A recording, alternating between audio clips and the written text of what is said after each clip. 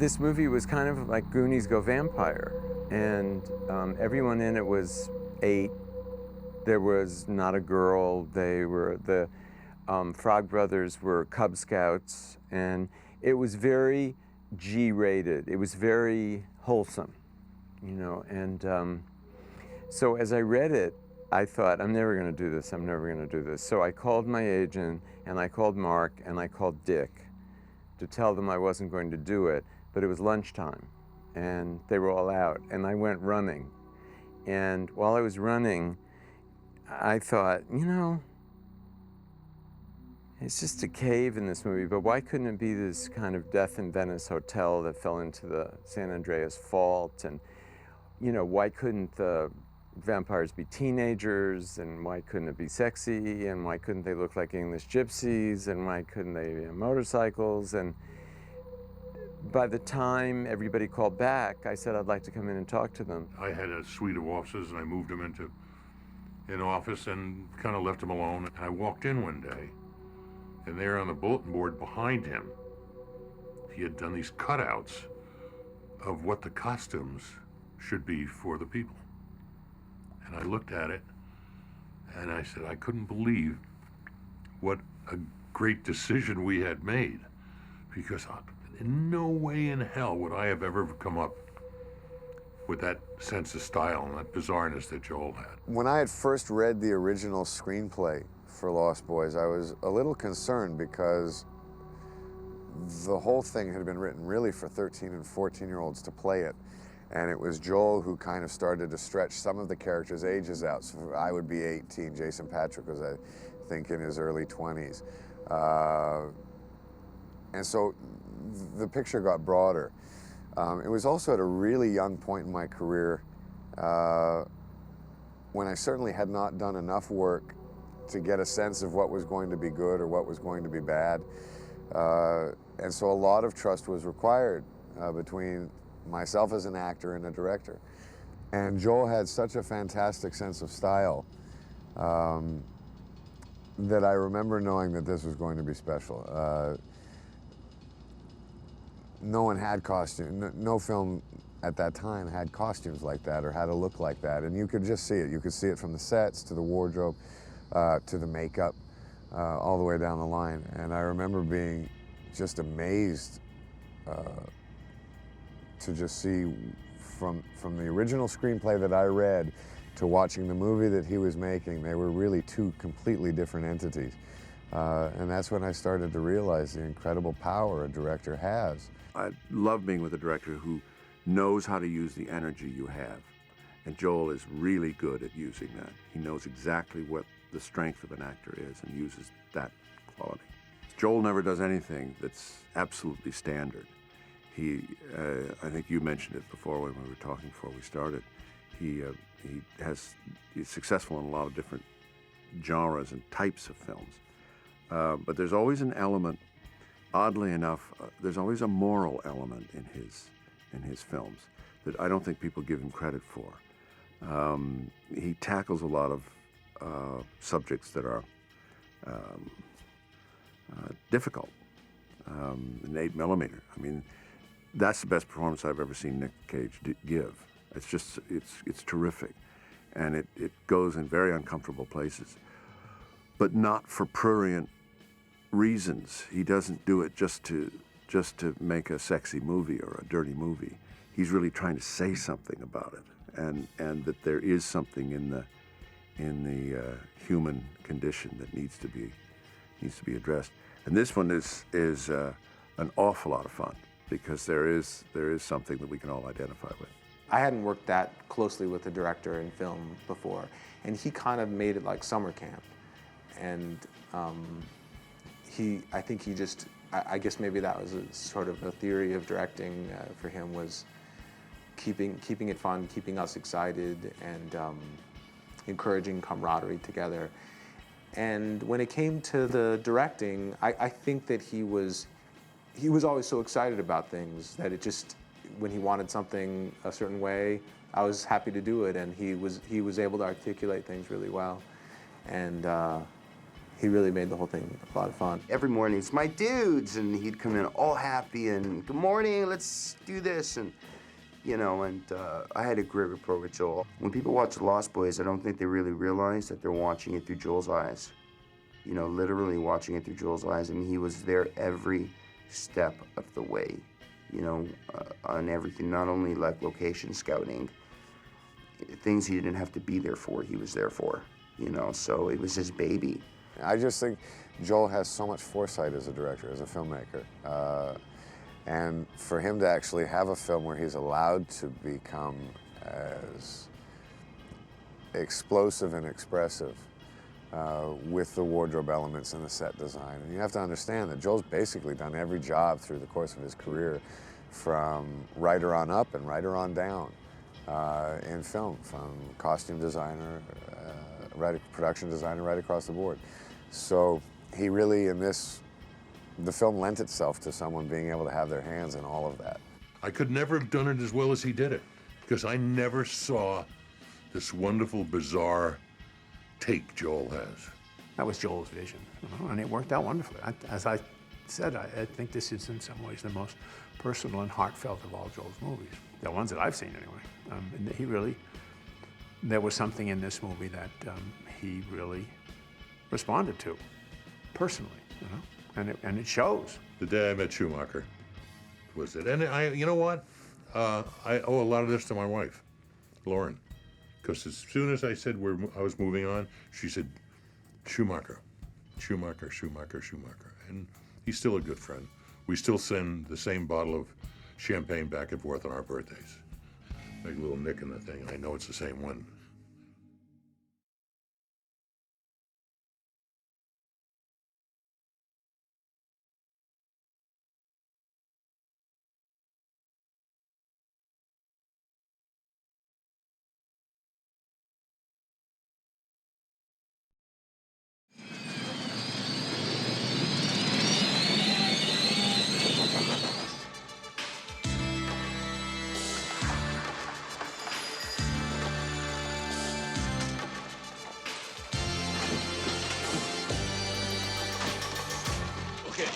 Where's Nosferatu?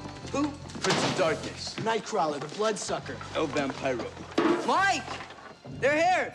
You know, there's a couple of ways to approach these films. One is you can attack it straight on as a horror film, but now change those words from horror to mystery, suspense, thriller. And you've got an approach to the film that you're asking the audience to believe everything they're seeing, that there could be a reality. Or you attack it that it's that much bigger than life.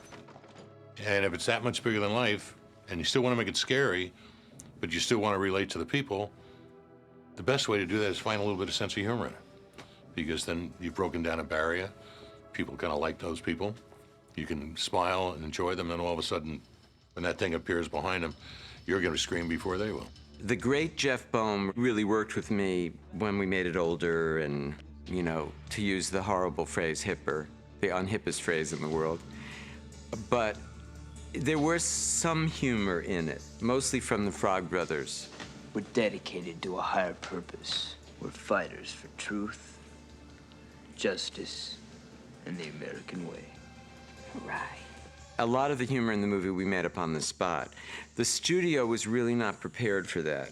So one of the biggest problems with making the film was that Mark Canton, who was president of the studio, kept coming to see me and saying, you know, the CEOs want to know, are you making a horror movie or a comedy? And I would say, go back and tell them yes. And then he would come back and say, but they don't think those two genres will work together. That you can either scare people or you can make people laugh, but you can't do it together. So then I would say, go back and tell them to pray. So I think he was really afraid I was going to be replaced. You're creature of the night, Michael. Just like out of a comic book. You're a vampire, Michael.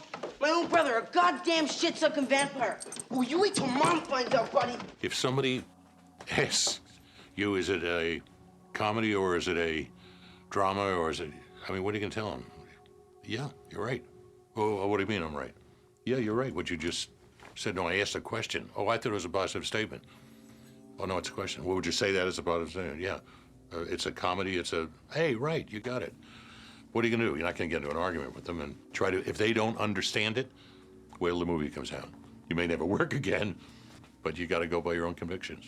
I thought it was the way to do it. I thought it also gave the audience entertainment so that it wasn't just all horror, horror, horror, they're vampires. They're awesome monster masters. The meanest, the baddest.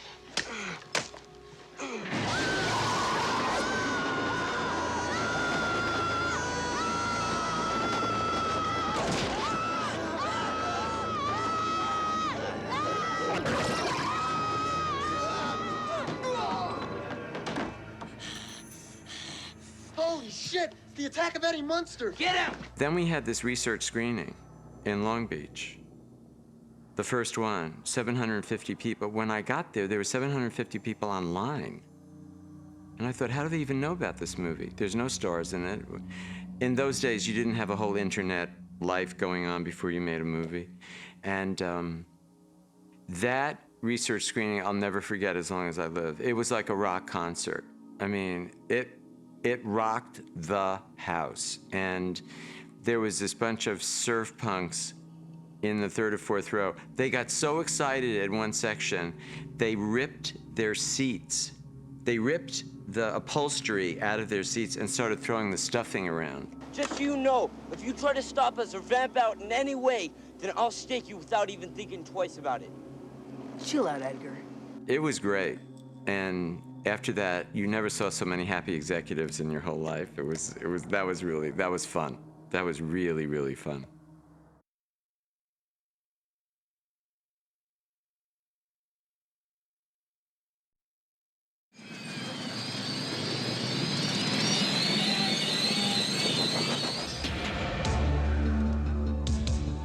You are a killer.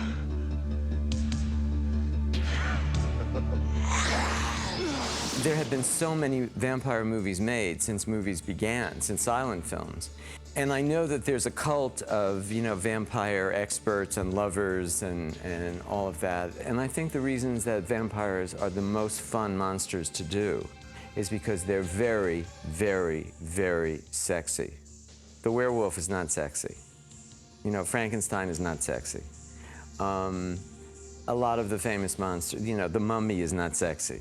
They're really, they're creatures of horror. But the concept of, a dashing man who's a count in evening clothes appearing at the beautiful young woman's window at night, and then systematically draining the fluids from her body so that she surrenders to him is very sexual. You have to approach vampires with the belief, as a filmmaker, that this is real. When you sit with your actors and you're discussing it, or you're sitting with your director, or you're sitting with writers, how do you approach it? You're going to coach as a total comedy, that's one thing. But if you're going to try and convince an audience that it's real, then you got to believe it. And you got everybody around who's got to believe it. And if they don't believe it, then they're not going to be delivering to that screen what you want. And it's such a scary freaking thing. If you want to scare people, find the things that's going to scare them. And that things that go bump in the night are pretty scary. Things that go in the night are pretty scary. And when your best friend, she turns around and bites you in the neck, and it's not just a love tap, but it's, oh God, things are pretty scary. Initiation's over, Michael. It's time to join the club.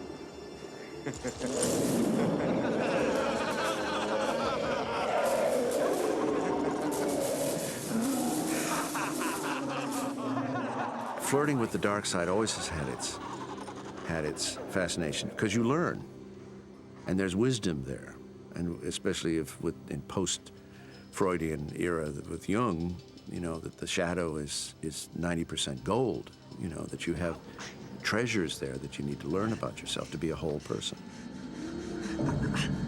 Don't fight, Lucy. So much better if you don't fight. Mom, don't! Sucking blood, making someone your love slave. The fascination with throwing over what we're supposed to do, as opposed to what we really want to do.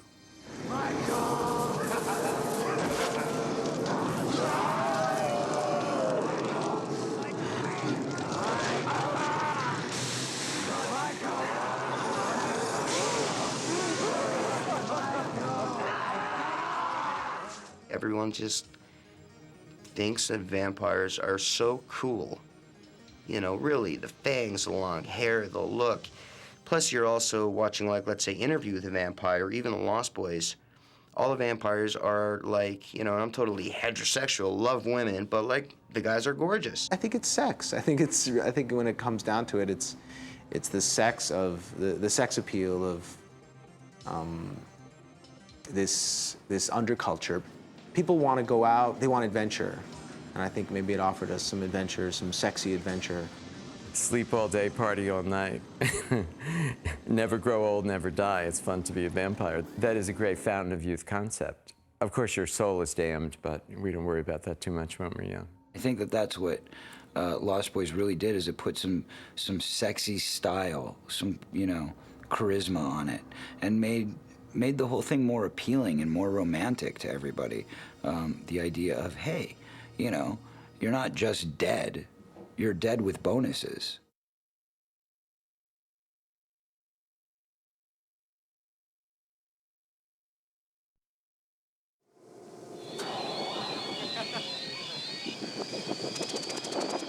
The thing is, the Lost Boys are dead.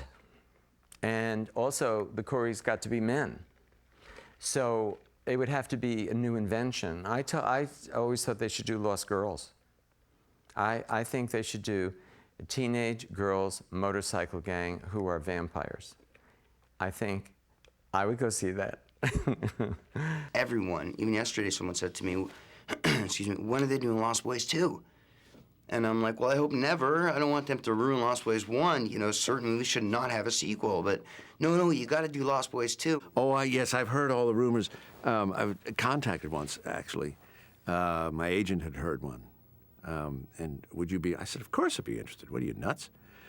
But it's a question of getting all those guys together.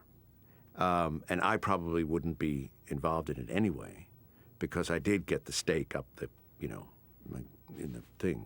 So, but yeah, I'd love to do another one. As long as it's really hip and kind of cool and fun. We were toying with a sequel. We were toying with doing a film on the Frog Brothers alone, because I thought they really stood out. They were wonderful. And it was going to be how the Frog Brothers had their own vampire killing business now, and they'd grown up, and they were actually working in Washington because there was a bunch of political vampires. Go figure. That's irony. I'd like to do Max Returns. What you saw in the fireplace, he's reconstituted. Where they can reconstitute anybody, right? Just a little DNA, and they sort of grow Max again in a tube, and he comes out again. So, Joel, let's make another one. The other one I heard about was Lost Girls. Now, this was just a couple years ago, 2-3 years ago, I think. There was a rumor that they are going to make a Lost Boys sequel, but it's going to be Lost Girls, and it's going to be all girls, and they've written a script, and it's going to be great. Now, I heard about that one. Of course, I wasn't too interested, because I was like, well, I could get a sex change operation, but I don't know if it's worth it. Is the character going to stretch? What would his name be? It would be Edwina Frog, and I just don't know if anybody's going to buy it. So, I mean, I was willing to do whatever it took.